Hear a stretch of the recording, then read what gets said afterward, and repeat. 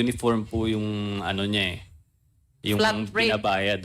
So, 170,000. Per container. Di ako handa. Can you So, give us an approximate number of containers na napaparating mo in a month? sa isang linggo, maabot ako ng 100 eh, Wow. na container. That's 1 week only? Opo. So, if 170,000 per container and you have 100 containers for 1 week, how much is that? 17 million? Mga ganun po. Hindi ko po pera yun. Halos lahat po nung shipments ko, Green Lane po. I found names here which appear to be consistent with these initials.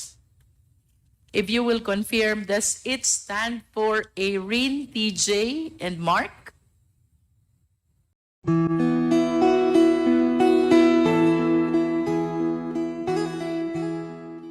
Mr. Taguba, do you confirm that you're the same Taguba who was convicted for smuggling of shabu?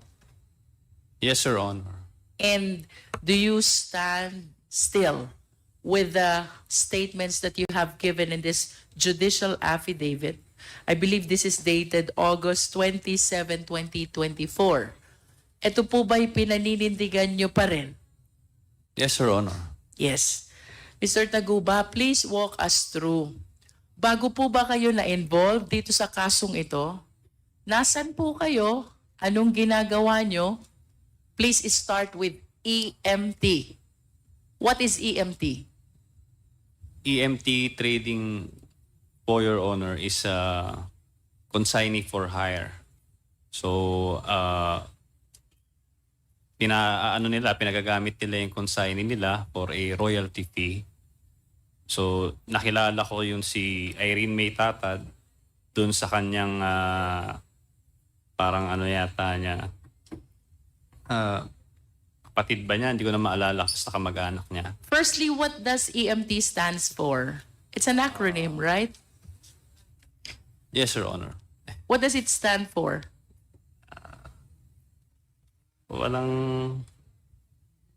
Hindi ko po alam eh. I found names here which appear to be consistent with these initials. If you will confirm, does it stand for Erin, TJ, and Mark?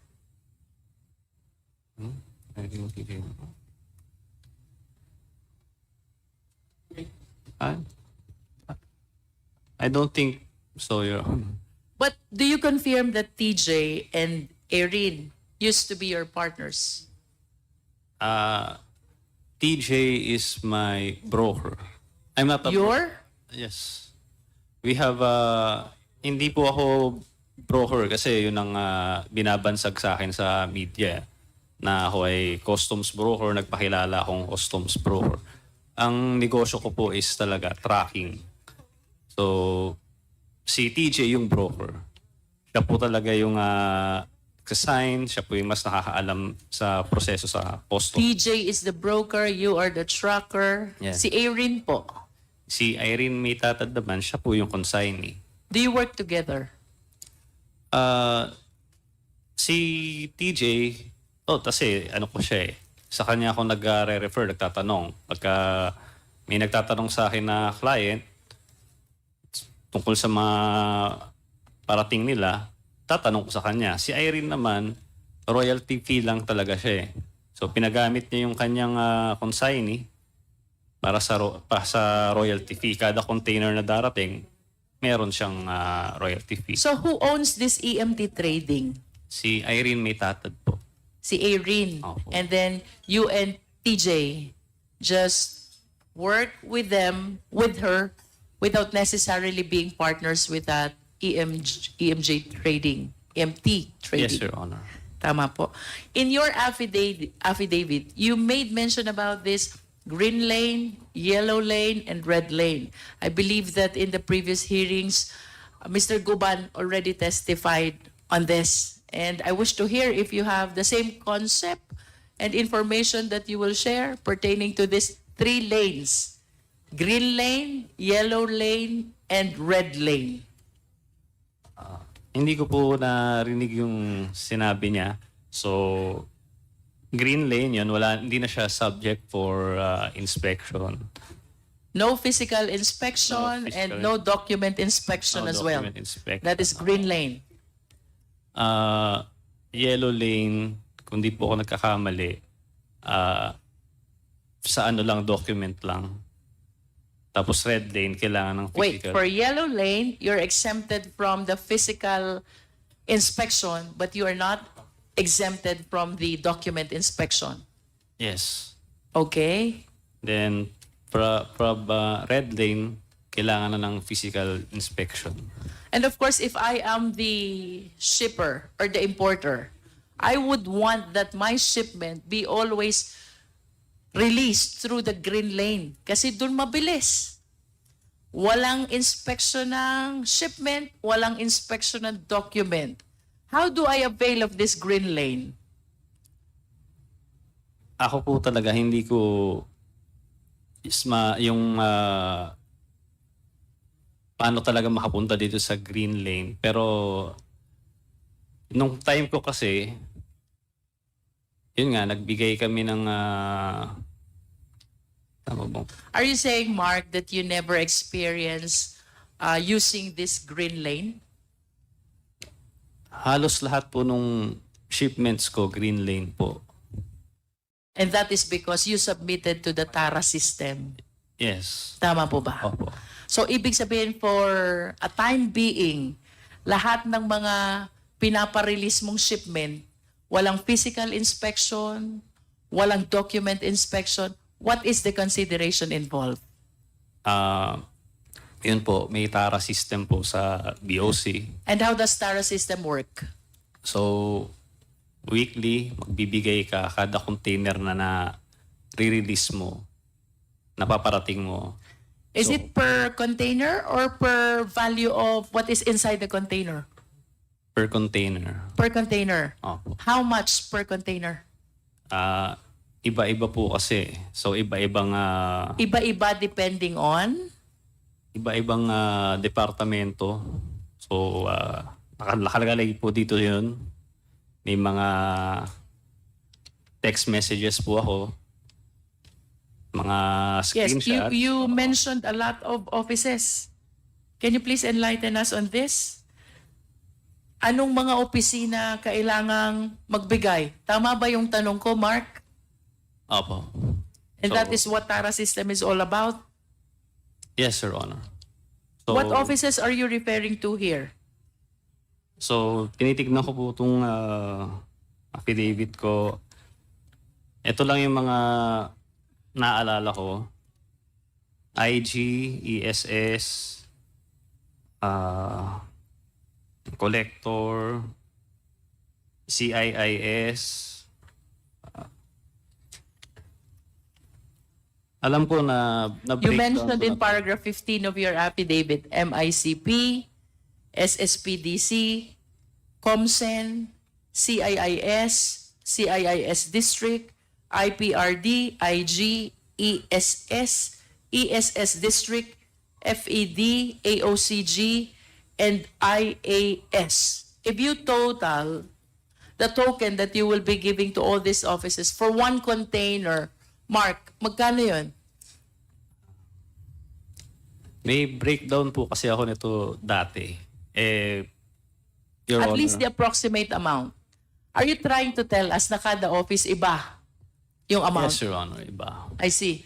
But you can at least give us an approximate amount. The total amount that you give for one container to cover all these offices. I believe these are 11 or 12 offices. Matagal na po kasi pero naalala ko po kasi lahat po kasi ng container ko, uniform po yung ano niya eh. Yung Flat rate. binabayad So 170,000 Per container. per container.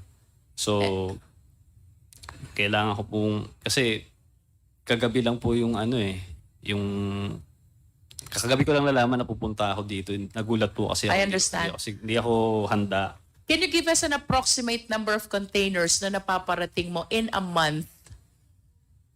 Sa isang linggo, maabot ako ng 100 eh, Wow. na container. That's 1 week only? Opo. So, if 170,000 per container and you have 100 containers for 1 week, how much is that? 17 million? Mga ganun po. Hindi ko po pera yun.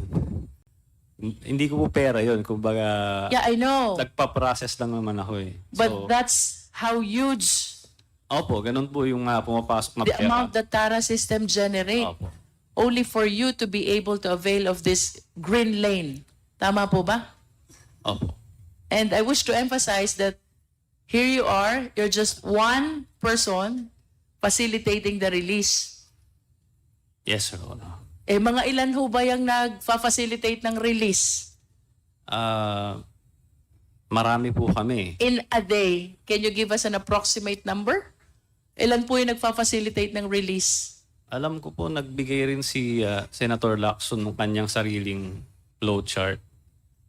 So, based doon, parang basta sobrang dami namin, siguro mga 500 containers sa mga ganun niya. Ang nakikita ko sa base sa kanyang nilabas na report sa isang linggo. Parang, And of course, Mr. Taguba, you will agree with me if I would say that the Philippine government is losing a lot of money because of this green lane, because it deprives the government the opportunity to assess correctly the shipment or importation. yes, Your Honor. Tama? Yes.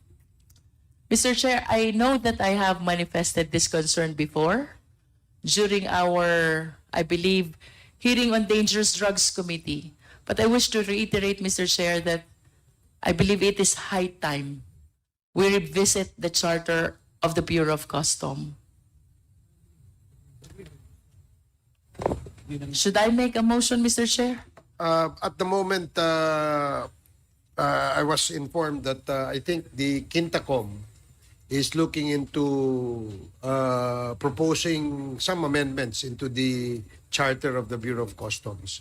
And if there are any observations or any information that we can share with the Quintacom, I guess the Quadcom will do that, Your Honor. Thank you, Mr. Chair. Mr. Taguba, you also mentioned in your affidavit that for quite some time, wala kang nare-receive na alert on your shipment. Tama? Yes, Your Honor. And I suppose that that is because of the TARA system to which you submitted yourself. Yes, Your Honor. However, after some time, biglang nakaka-receive ka na ng alert.